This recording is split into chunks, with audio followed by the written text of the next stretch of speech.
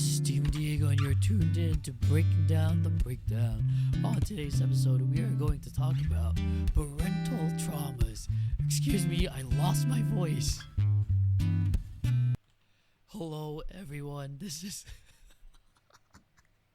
I can't believe I'm still doing a podcast like this, but the show must go on. It's a little too late to say, hey, this podcast is going to be cancelled. I'm so sorry. Welcome, everybody, to Breaking Down the Breakdown with me, Steven Diego. I know that those of you who are watching this on YouTube, it is me. It really is Steven.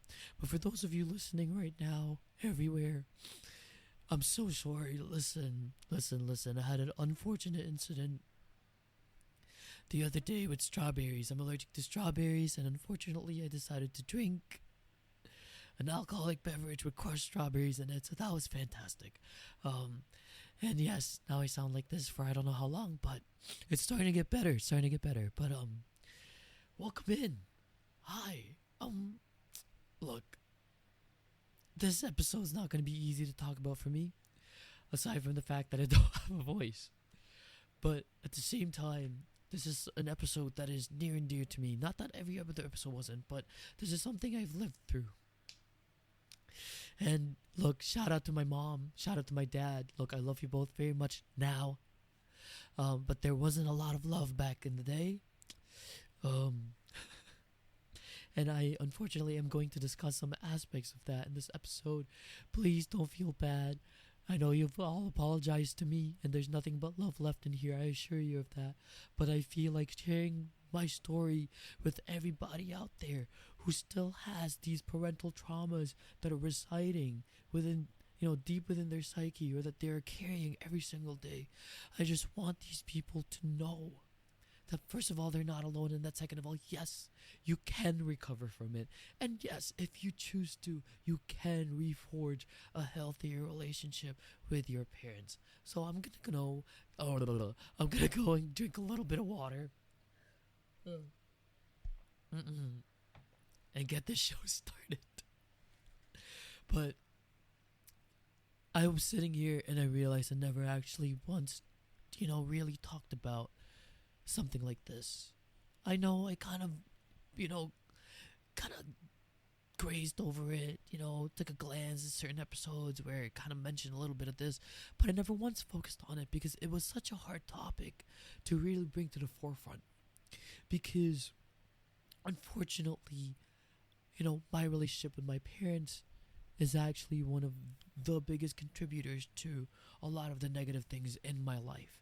And for a lot of you who are listening to this right now, you might sit there and say, "Yeah, damn fucking right. It really fucking is." Because it is, and I know it. Right? A lot of us were not blessed with having parents who were, I don't want to say prepared, because I don't think any parent is actually prepared for being a parent. Right? But they are emotionally equipped. And not a lot of parents are. Sometimes a lot of parents end up having children at a very young age, and it doesn't matter if they're financially secure or if they feel like they're ready, right? They don't understand what it's like to raise another living being when they are still kids themselves. And for a lot of us, especially in the Philippines, growing up in the Philippines, this is what tends to happen, right? And that is no fault of anybody else's. I think having children is magnificent, even if you choose to, or you chose not to, and you end up having it anyway. I think it's great, right? I want to have kids. But I think what's important to talk about is what happens when we decide to carry our own traumas onto the next life. And I don't mean the next life like, well, I'm gonna die, but in my next life I'll see you. The next life, usually for people who do want to procreate, are their children. That is a life that you're trying to rebuild, that you're trying to build, right? That's a whole new person that you are helping mold into someone. And they're going to come into their own eventually. But what's important, right, in their formative years are what they experience from their parents. And not even just parents, really. Just people they grew up with. A lot of us never had parents. from the get-go. We're raised by our aunts, our uncles. We're adopted, right? Some of us, maybe grew up in a home, and it's all okay. It just depends on what kind of environment you grew up in, right? But maybe we can talk about that another time, because I don't feel comfortable talking about topics I never experienced truly, unless I have a guest here with me. So today I do want to talk about growing up and what it's like to have that kind of parental trauma still lingering. I'm just gonna say it. I'm not gonna kind of dive into it, but my mom and I's relationship were very tumultuous. I did not grow up with my mom in the first place. I grew up with my grandma and my grandpa, and she wanted to give me a better life, so she decided to immigrate to Canada with her then ex-husband, and they decided to petition me so that I can come here to Canada and become naturalized, become a citizen, right? The whole 9 yards. I was already 12 when this was happening. I was already forming relationships, friendships, right? It was a very weird time to go. It was literally right at puberty, right? I think it is the worst time to move to place. And as a kid, that's hard to understand, right? Maybe at the time, opportunistically. For the parents, it was the best time. But as a kid, that's very hard to understand. Unfortunately for us, we just have to suck it up, right? Because it's for the better. And we don't know that yet. But what that does is we end up acting out in certain ways. I didn't really act out when I was growing up. I've always been a good kid. Maybe there were certain aspects of me that acted out, but not at home. Right? It was mostly at school with my friendships. But unfortunately for me, I noticed a pattern when I was growing up. And a lot of you might be triggered by this, but how many of us maybe the newer generation might not be able to relate, but back in the day, especially growing up with a sibling and your family couldn't afford to hire a babysitter, you were the babysitter. You were the designated babysitter while your parents went out to their jobs, especially during the summertime, and your younger siblings were not old enough to take care of themselves. You had to stay home, right? As a kid, this affects a lot of your social interactions because you actually have none. Sure, we had social media back in the day, but it wasn't like now, right? We had like MSN. People would chat when they were online. Mostly people were only online at night because that's when they were home. Most of the time, especially during the summer, as a kid, we went out. We were always outdoors. We were playing outdoors. We were hanging out with other people. And these were things that I missed out on a lot of, right?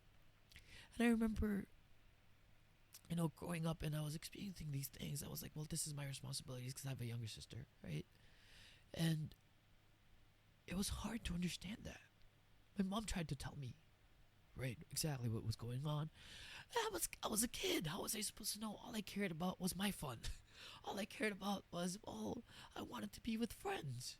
This is summer, everybody. It's FOMO. It's like what I talked about in my past episode. FOMO. That's exactly what it was. And it's sad, right? It's very sad looking back and realizing that, of course, I wasn't going to appreciate the things that my mom was doing. And I wasn't going to be able to appreciate,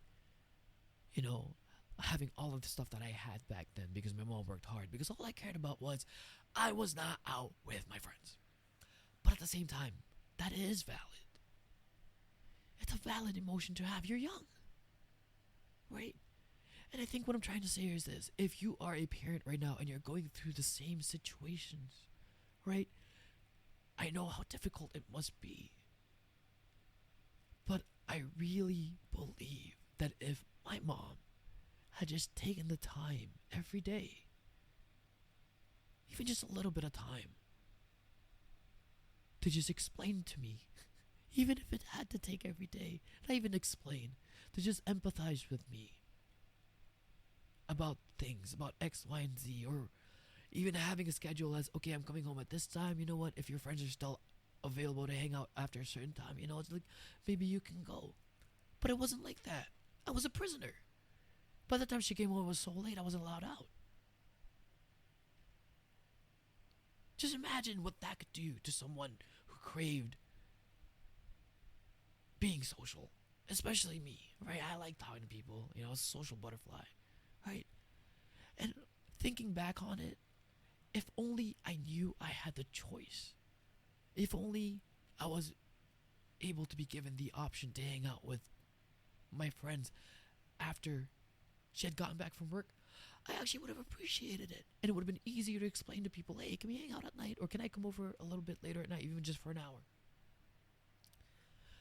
One of those things. But unfortunately, at the time, my mom was still very young. She was my age, essentially.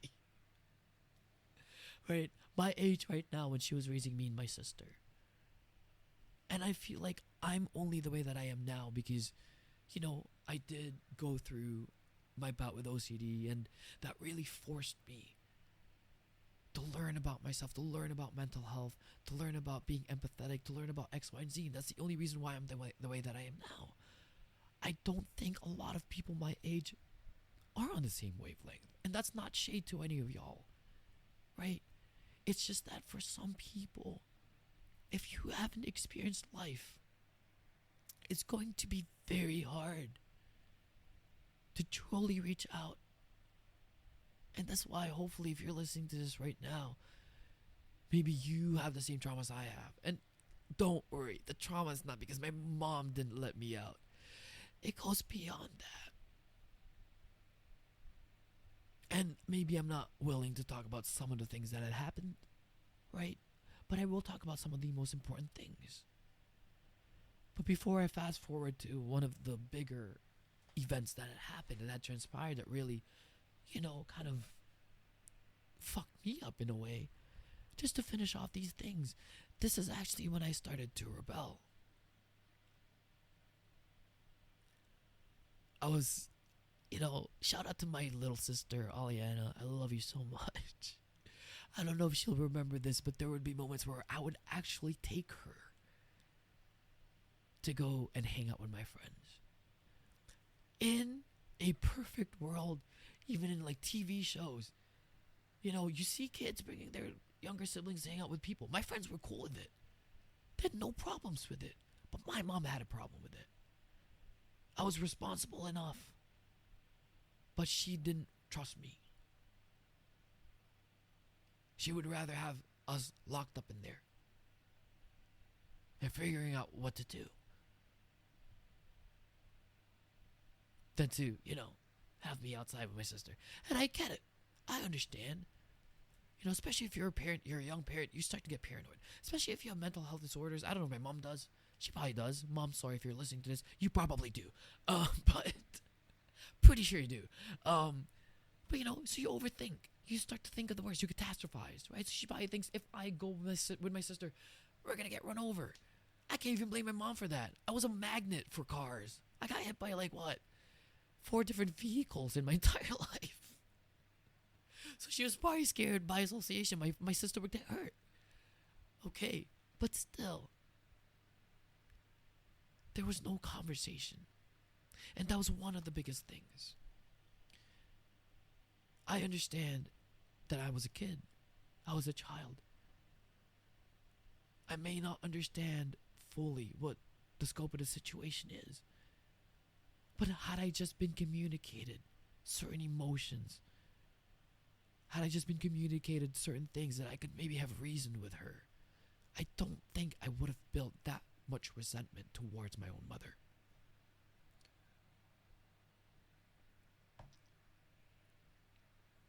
And yes, don't worry, to recap, I love my mom very much. Her and I are really cool now. Okay, we're like besties, alright? I can tell her whatever, she can tell me whatever. We're in such a great spot. That's just how it is sometimes, right? But it took a while to get here. But I am promising you guys, it is possible. And a lot of that I do have to give my mom credit for, because she finally learned how to open up and how to finally accept opinions that were not hers. For those of you who know my mom, you know what I'm talking about. But let me just fast forward to one of the bigger events that had transpired. The more I got older, the more I started realizing that it wasn't so much fear anymore as opposed to control. And this is where shit really hit the fan, and I realized I had to make a choice. I don't know if you guys have a parent like this where they felt like they had to be right at all times. And no matter what you say or do, you were always going to be wrong. Unfortunately for me, my mother was also a lawyer. Is also a lawyer, so, it felt like a courtroom case every fucking time I talked to her and tried to reason with her. But there were a few moments where I remember one argument we had. We were yelling at each other. I forgot what happened. But I was reaching the end of my straw, and I just decided to leave because I had to go to she's like a family friend, but I treat her like my cousin. But her, in the Philippines, there's this thing called debut or whatever. She turns 18, so I was part of her pavilion, the cotillion, sorry. And she had dance practice. I was gonna be late if I kept arguing with my mom. And we were arguing in English, okay? We were arguing in English at home. But I decided to walk out because I'm like, no, I can't deal with this right now. I walked out. You know what she did? Opened the door, ran after me. Oh, sorry, we were arguing in Tagalog, okay? In my language. She opens the door, ran after me, and she yelled so that the neighbors can hear. Where do you think you're going? You're gonna get back in here right now because we're not done talking. Out loud. And there were neighbors outside watching this entire thing.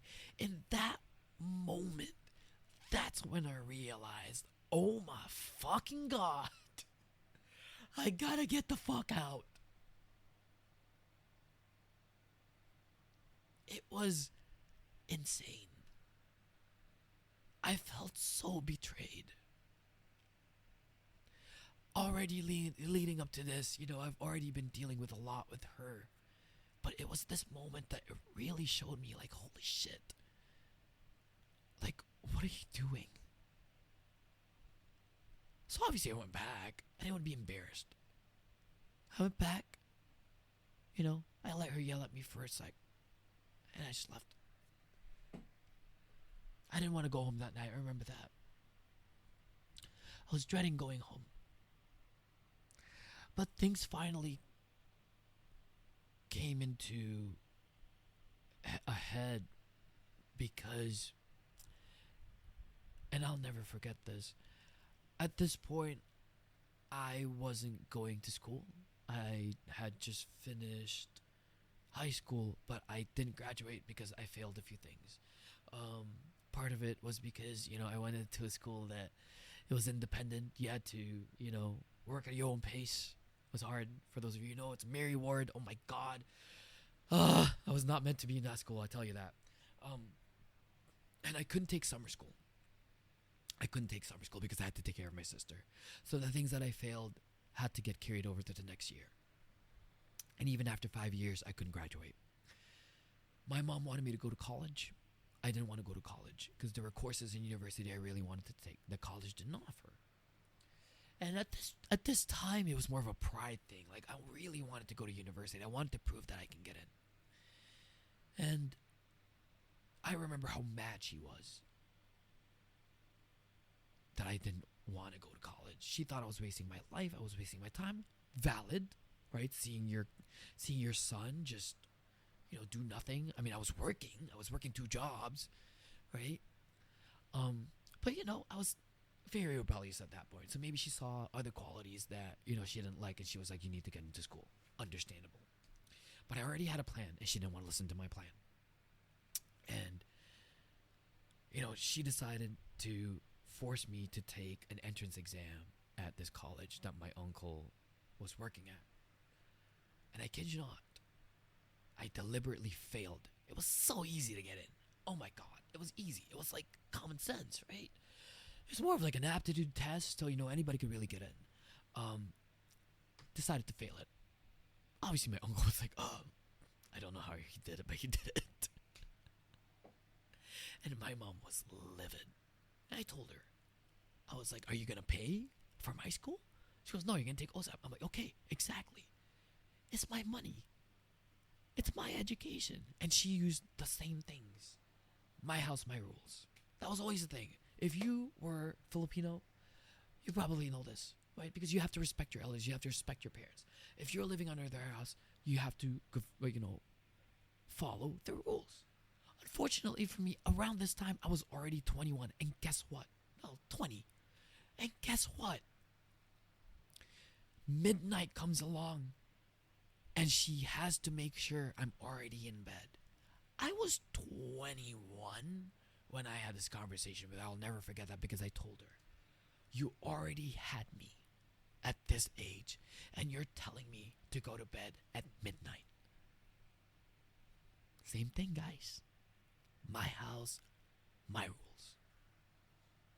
I remember running away from home. I did. I couldn't take it anymore. I ran away from home. Shout out to all my friends who took me in. Most of them are very successful now, One of them is an accountant. One of them is a huge TikTok / Instagram content creator. Shout out Cal Lizzle, Kyle in all extra strength. He took me in for like weeks. Him and his family. I love you guys. You guys know that. You guys saved my life.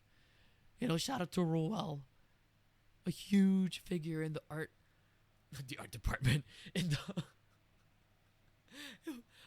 the art scene here in Toronto right now. They took me in for a few days, and they were young, right? Most of my friends back then were super young because I didn't really have friends going on. I was kind of a loser, right? They were younger than me, and they took me in. Their families took me in. They knew what was going on at home. They knew it was tough for me.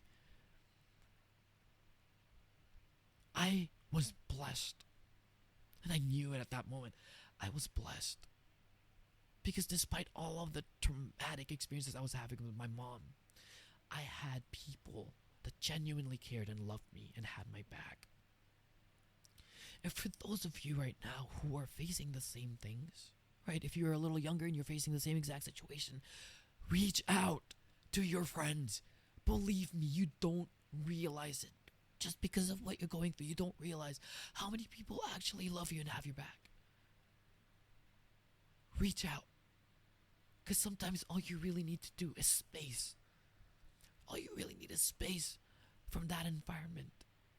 I remember coming back, from my little trip with my friends. I call it a trip. And I had a clear view of what I wanted to do. And what I wanted to do was not live with her anymore. The moment that we decided to move out onto a new place, I said, I'm not going.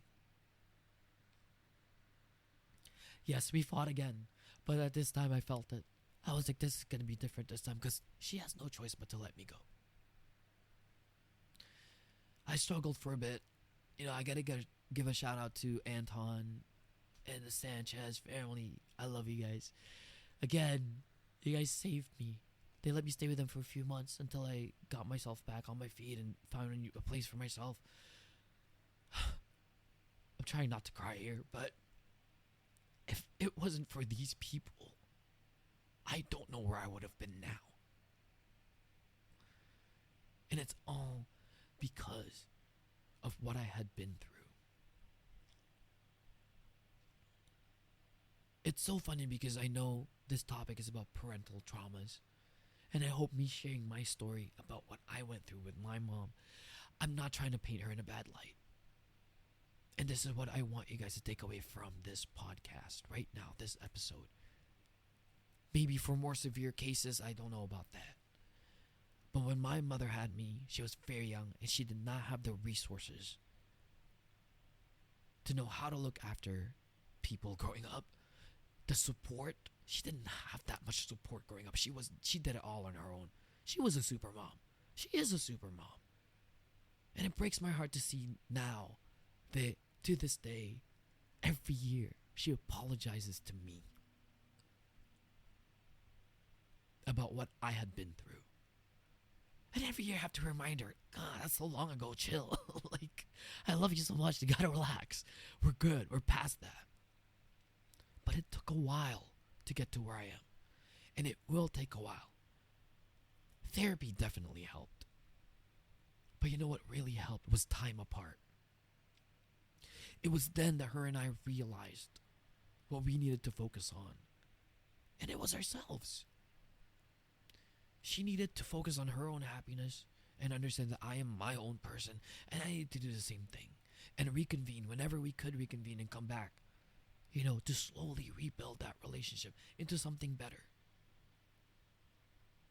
It's true what they say, when relationships kind of like fall apart, you do have to give it time.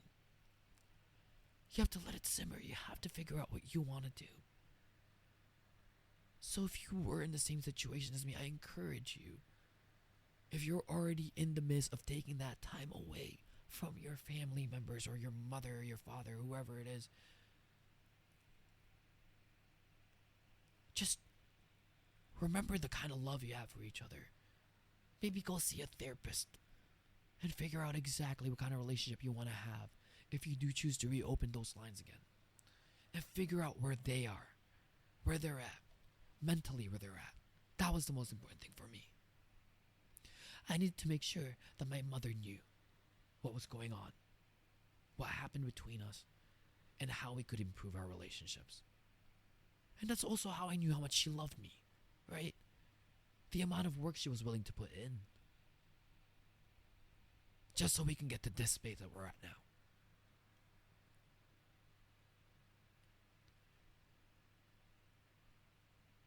It's funny, you guys are probably sitting there like, okay, well, that took a turn. But I hope listening to what happened to me kind of inspires you guys to realize that it's never too late for things. And that sometimes truly just cutting things off and going off on your own might actually be the best answer. Because it'll save you your own sanity. Yes, you're going to face hardships, but you are going to reclaim who you are. You're going to really, really feel the feet on the ground again and understand that you're not locked up anymore, that you're free. You're free to be who you are. And these things will linger. Some of these traumas, if not most of them, they end up bleeding into other aspects of your life, and it will affect your decision making. It will affect how you see people. So much of my relationships, my failed relationships, had been attributed not just, through what happened, but because I was also abandoned. All of these mixed up into one, I end up projecting onto my relationships, and not just romantic, friendships as well. It truly wasn't until I started seeing a therapist that I was able to rein it back and realize, okay, shit. My emotions are valid, but at the same time, you know what's not right? Is projecting these emotions onto innocent people. And that's what a lot of us need to understand. Trauma is a bitch. Especially parental traumas, because these stay with you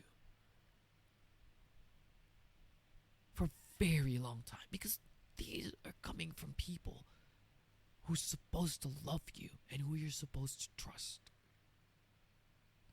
But I hope what you've learned from this episode today is that you have the power to step away from a toxic situation and become a better version of yourself without having to hurt anybody else. I have to stress that right now. A lot of people, they think that dealing with trauma means, kind of like assaulting, or there's been instances in which people have gotten weirdly violent. That is never the answer. That's adding extra trauma. You have to protect your peace at all times. And that's what you need to seek. This has been Breaking Down the Breakdown. If you guys want to talk about this more, if you have your own experiences with your family or parental traumas, just reach out to me.